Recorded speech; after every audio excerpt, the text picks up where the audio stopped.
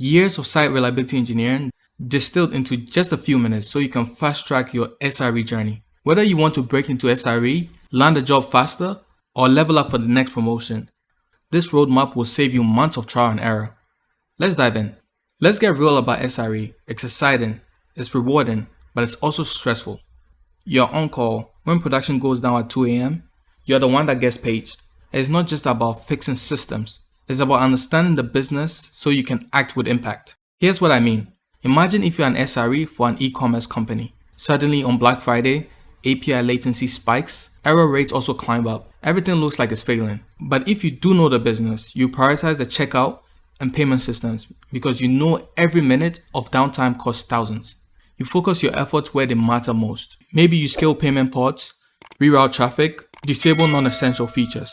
That's what separates an average SRE from a great one. Understanding why what you're supporting really matters. Alright, let's break down the core pillars of SRE. The skills and mindset you must have. Monitoring and observability. Your dashboards and alerts aren't just pretty graphs. They are your eyes and ears. Without them, you're flying blind.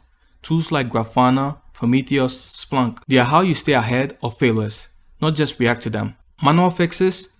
Forget it. The scale of modern systems demand automation. CI/CD pipelines, self-healing scripts, infrastructure as code, these are non-negotiables. SLAs, SLOs, and error badges let you align technical decisions with business risk. They help you push back when the business wants to shift fast without thinking about stability. The next pillar, incident management. You need clear runbooks, fast triage, and root cause analysis. You'll be judged by how you handle incidents. And finally, capacity and performance planning. Because scaling after failure, that's too late. Be proactive. Over 6 years in, here's the toolset that helped me the most. With cloud, AWS, GCP, Azure, infrastructure as code, and GitOps, I mostly use Terraform, Jenkins, and Argo CD.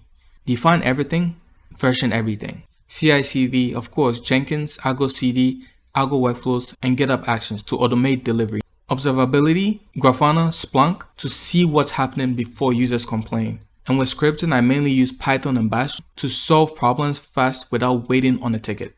But remember, the tools don't matter if you don't understand why you're using them. SRE is as much mindset as it is skill set. It's about designing for failure because failure will happen. It's about balancing speed and reliability, knowing when to push back. It's about communicating under pressure. When incidents happen, people will look to you for calm, clear direction. If you can master that mindset, you'll be the SRE every company wants. If this roadmap resonated with you, if you're serious about transforming your SRE career, I've got 2 things for you. First, grab my free SRE resume template, link in the description. It's designed to showcase your impact and land interviews. Second, check out my hands-on SRE course. I walk you through Argo CD, CI/CD pipelines, Slack integrated alerting, Splunk and Grafana monitoring, and real-world projects that mirror the challenges we just talked about. If you want to land that SRE job faster, want to get promoted with new knowledge, or want to transform how you approach reliability engineering, hit that link and don't wait. I've put a YouTube only discount in there, but it won't last long. And drop a comment. What's the biggest challenge you are facing in SRE right now? Let's talk.